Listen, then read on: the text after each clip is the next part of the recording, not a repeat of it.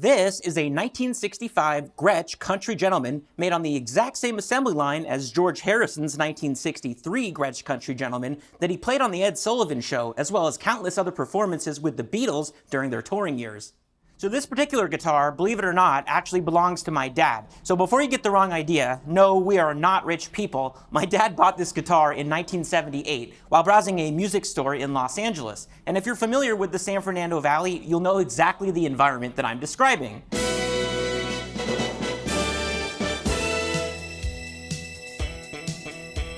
Van Nuys, answer the call. Excitement's waiting for you. So my dad had already been playing guitar for a number of years at that point, and he was already a huge Beatles fan, but according to him, during the 1970s, big Gretsch guitars like this, vintage Gretsches, were really not that popular. He still couldn't afford the pawn shop's asking price though, so he ran home and he begged his mom, my Nana, for the $250 cash. And keep in mind, this is 1978, so that was still a decent chunk of change back then. I should also mention that my Nana loved both the Beatles and the way that they inspired my dad to pick up an instrument. And in fact, she bought him his first Beatle record in 1964, and he still has it until today. So with that said, let's do a deep dive on this guitar, find out why it even exists in the first place, why George Harrison played one, and all the cool features that you will find on the Gretsch 6122 Country Gentleman. And this is going to be a two-part video, by the way. In this part, we're going to do all the features, all the technical specs, we're going to go into the Chet Atkins history, and then in part two, we're going to go more into the George Harrison connection and sort of talk about George's guitars. And at the very end, we'll do a tone demo. So I'm going to upload both these videos as part one and part two at the same time, so you should watch them back to back if you want to get the most out of this series. All right, let's get started. So Chapter 1, Chet Atkins' personal dream guitar. So our story begins with Chet Atkins. And for those who aren't familiar, Chet Atkins was a world-class guitarist, and his unique finger-picking style was simply unrivaled. He continues to influence generations of guitarists until today. Seriously, just listen to this.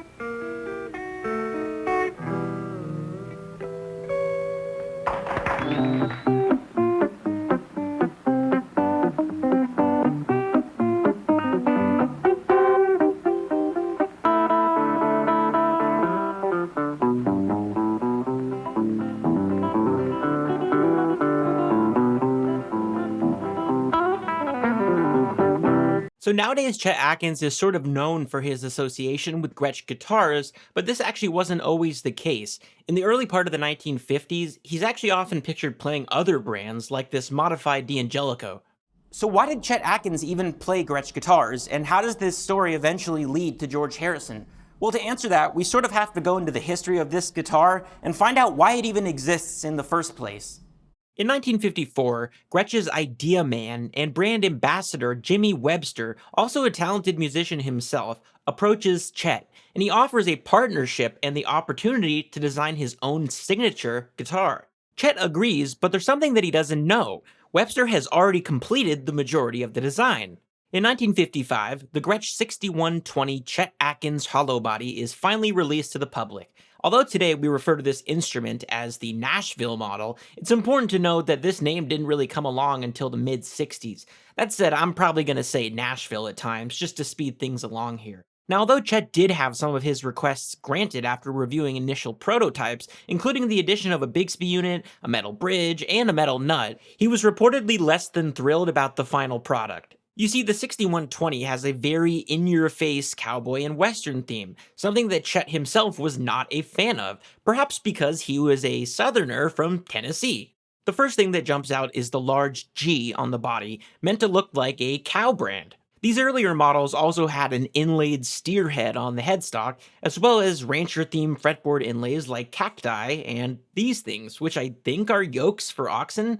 Even the pickguard has a planky wooden sign, which sort of gives me like Gold Rush prospector vibes.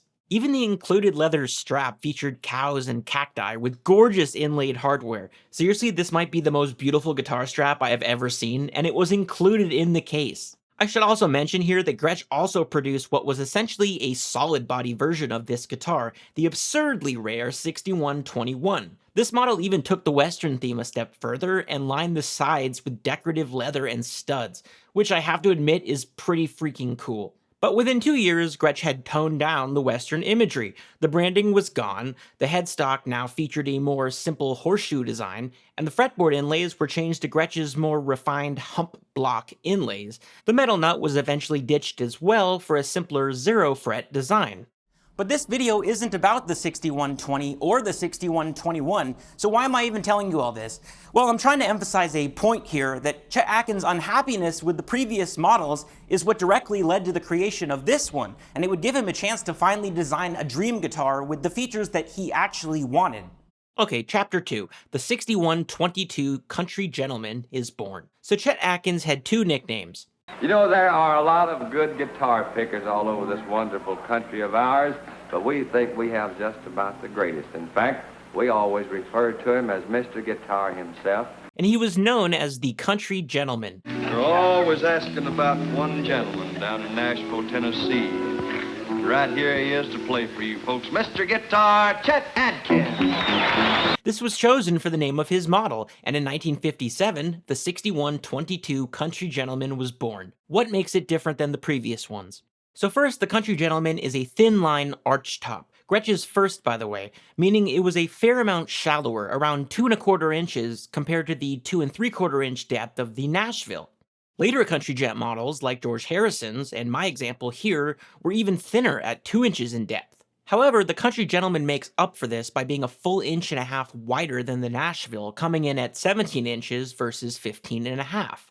Perhaps the biggest difference, though, between the 6120 Nashville and the 6122 Country Gentleman are the F-holes. The Nashville has real F-holes cut out of the wood, which means acoustically it has better sustain and is likely louder. However, the Country Gentleman has a sealed top with the goal of reducing feedback. Gretsch, still wanting to retain the classic styling, decided to fake it. Early models were actually very thin plastic inserts, and you can see the edge separation on many vintage models. Later, Gretsch changed it over to this painted-on or decal style for the F-holes. Okay, the moment you've all been waiting for, let's break down every single feature on the Gretsch 6122 Country Gentleman. Let's get started. Just to provide a bit of context before we jump in, George Harrison owned 2 of these guitars. From a distance, they look almost identical except for one small hardware feature. We're going to go more in depth on the specifics of George's guitars, but just know that this is what I mean when I refer to his first and second models. Okay, Chapter 3. Let's go over every basic feature on this guitar.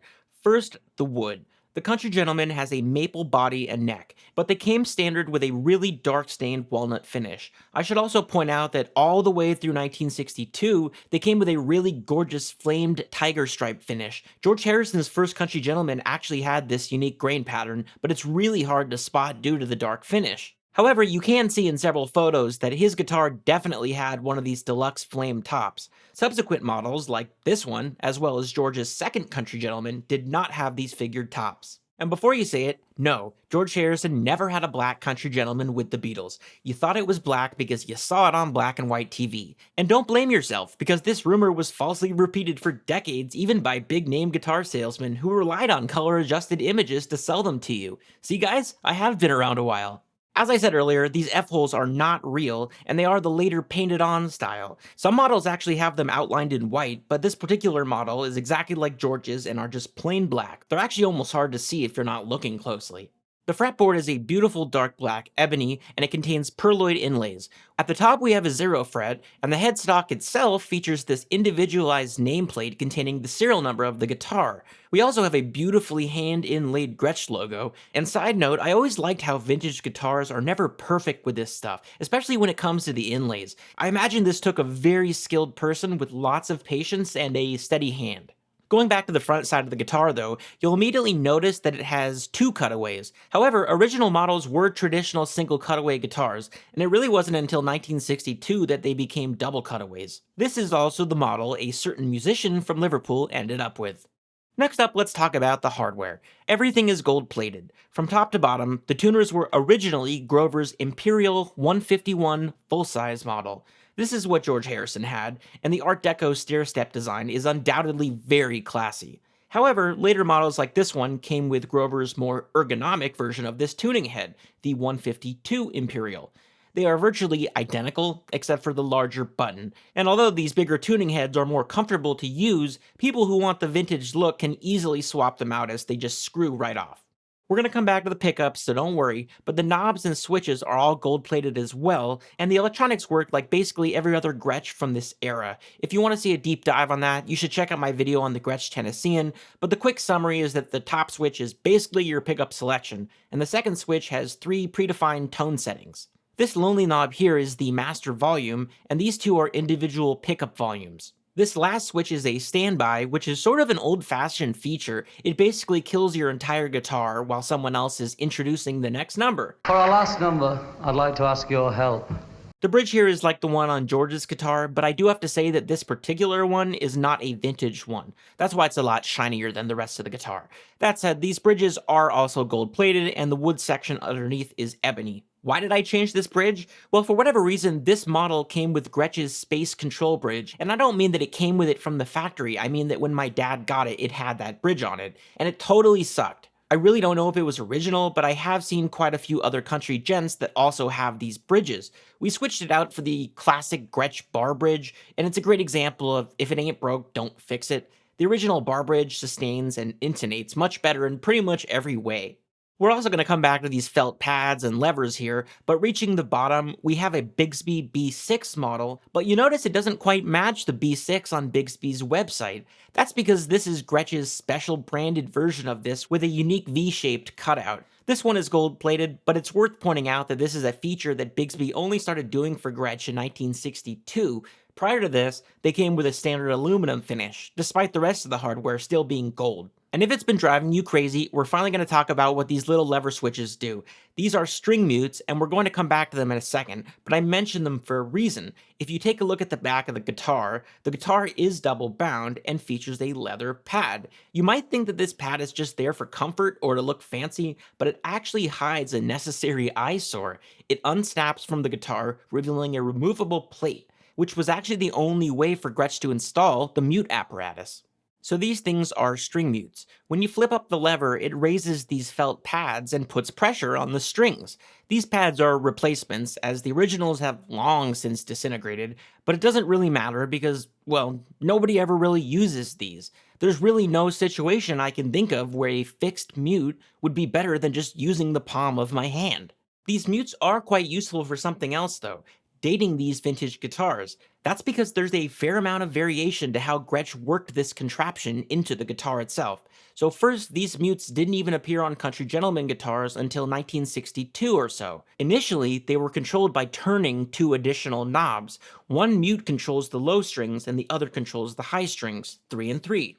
These mutes are sometimes referred to as dial-up mutes, and players reportedly did not like them. They felt like they were somewhat annoying and got in the way of playing. Turns out there's a reason why guitar manufacturers do not put knobs up here.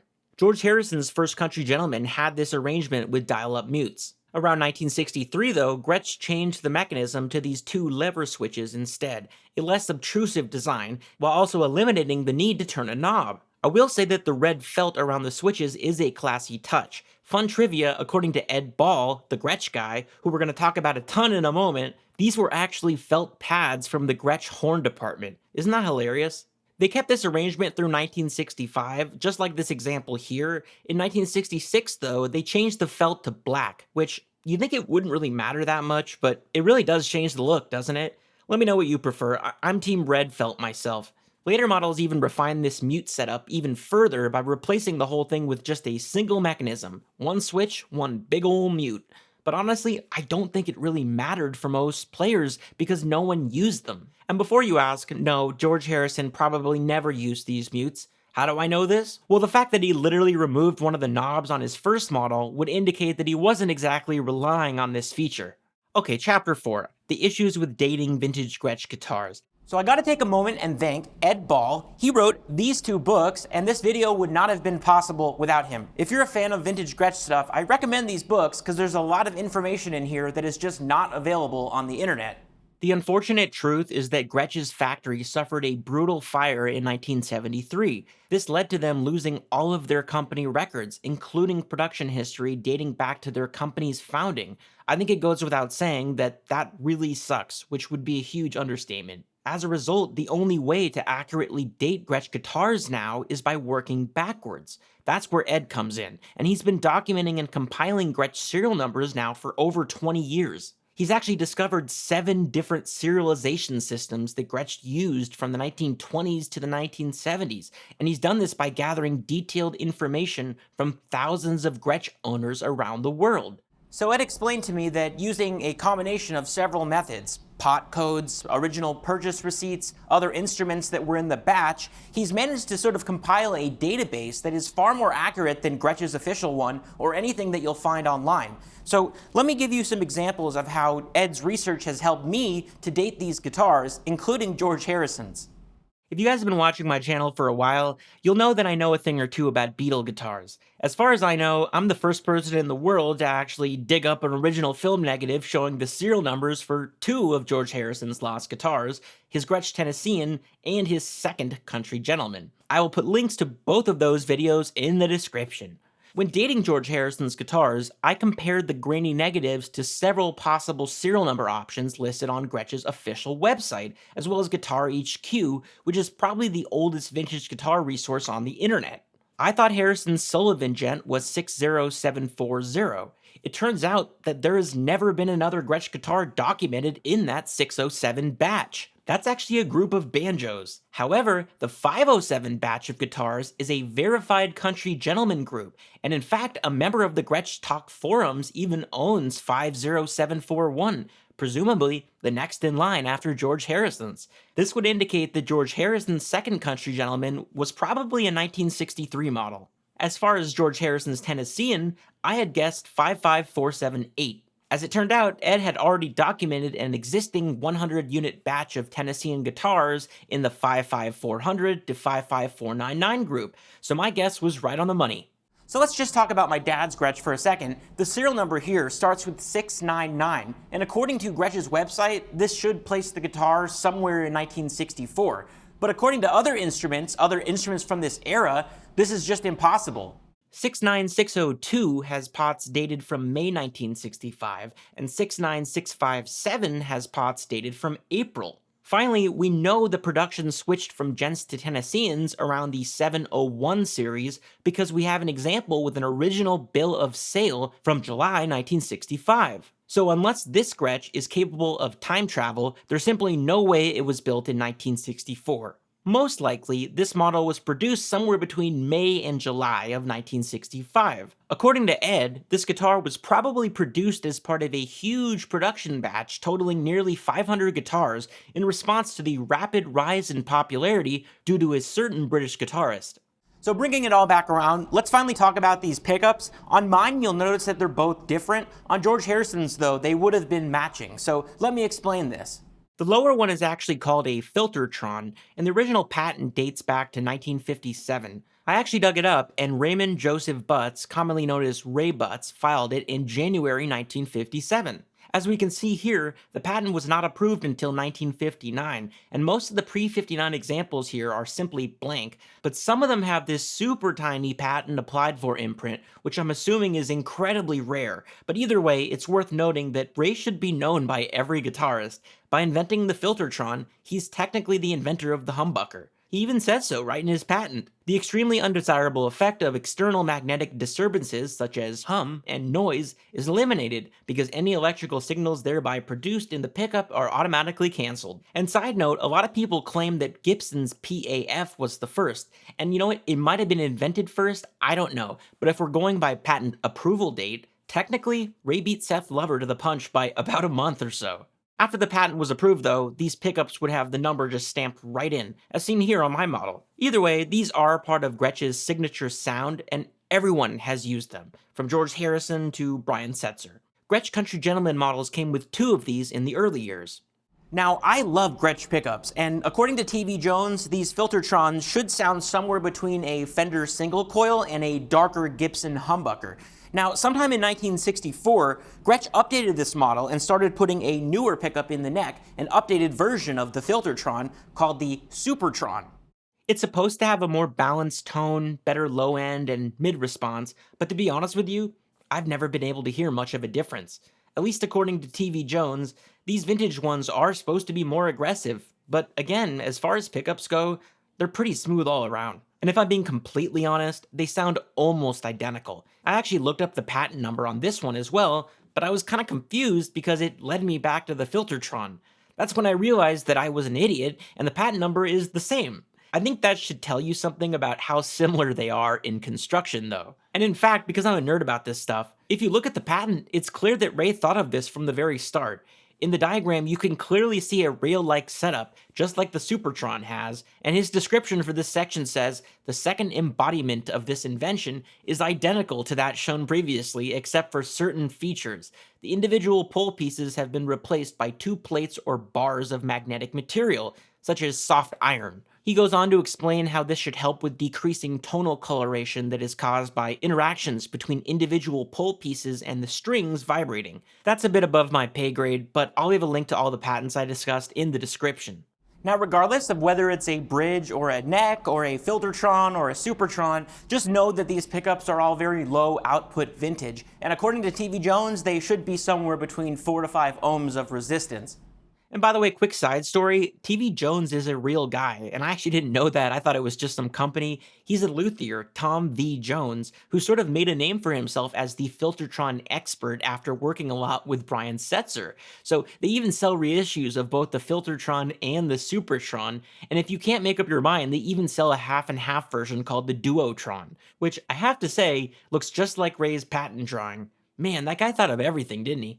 Now, these pickups sound amazing, and I'm going to do a tone demo at the end of part 2. But if I'm being really honest, the HiLo'tron is still my number 1. I just find it so funny that the HiLo'tron was a cheaper pickup that they put on cheaper guitars, but it just cuts through any mix, and in my opinion, it has the most unique sound out of any of them. They're not humbucking unless you're in the middle position because, they're single coil pickups. But check out my video on the Gretsch Tennessean if you want to hear a full tone demo of how these HiLo'tron pickups sound. Alright, now that we've done a super deep dive on this guitar, make sure you check out part 2 because that's when we're going to really go into George Harrison's guitars and we're going to do that tone demo at the end. Alright, and if you could like and subscribe, I would really appreciate it. Okay, see you next time.